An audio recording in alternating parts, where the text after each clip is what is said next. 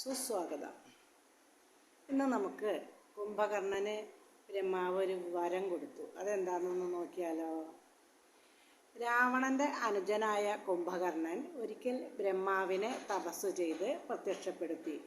എന്നിട്ട് തനിക്ക് നിർദേവത്വം എന്ന വരം വേണമെന്ന് ചോദിക്കുന്നതിന് പകരം ചോദിച്ചത് നിദ്രാവത്വം എന്ന വരമാണ്. നിർദേവത്വം എന്ന് പറഞ്ഞാൽ ദേവന്മാർ ജയിക്കാനുള്ള കഴിവാണ്. പക്ഷെ ചോദിച്ചത് നിദ്രാവത്വം. ആ കുളുക്കിയിട്ടോ ദേവന്മാരുടെ ഉടക്ക് വെച്ചതുകൊണ്ടോ എന്താണെന്നറിയില്ല. അങ്ങനെ എന്ത് ചോദിച്ചാലും ബ്രഹ്മാവ് ഉടനെ തഥാസ്തു പറഞ്ഞ് അപ്രത്യക്ഷമാവുകയാണല്ലോ പതിവ്. അതുപോലെ അതും അങ്ങനെ തന്നെ ഉണ്ടായി. ചോദിച്ച വരം ബ്രഹ്മാവ് നിദ്രാവത്വം കൊടുക്കുകയും ചെയ്തു. വരം കിട്ടിയ കുംഭകർണൻ കൊട്ടാരത്തിൽ വന്ന് ഉറക്കവും ആരംഭിച്ചു.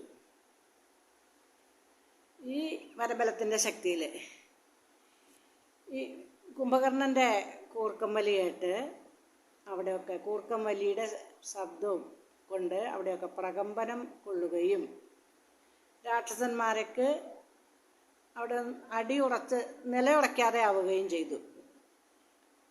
ശിവറിങ് ആയിട്ട് ഇത് കണ്ട രാവണൻ ദൂരത്ത് മാറി ഒരു ഉറക്കറ ഒരു മാളിക പണിത് കൊടുത്തു ഉറങ്ങാൻ വേണ്ടി കുംഭകർണന്.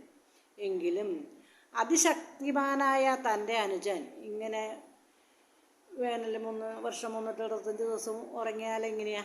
അതിനാൽ വീണ്ടും രാവണൻ ബ്രഹ്മാവിനെ തപസ് ചെയ്ത് പ്രത്യക്ഷപ്പെടുത്തി. ഇത്തവണ ബ്രഹ്മാവ് തഥാസ്തു പറഞ്ഞില്ല. എങ്കിലും കുംഭകർണൻ്റെ ഉറക്കം 6 മാസമാക്കി കുറച്ചു കൊടുത്തു. അങ്ങനെ അന്ന് മുതലാണ് കുംഭകർണൻ 6 മാസം ഉറക്കവും 6 മാസം ഉണർവുമായി കഴിഞ്ഞത്. അപ്പം എല്ലാവർക്കും ഒരിക്കൽ കൂടി നമസ്കാരം.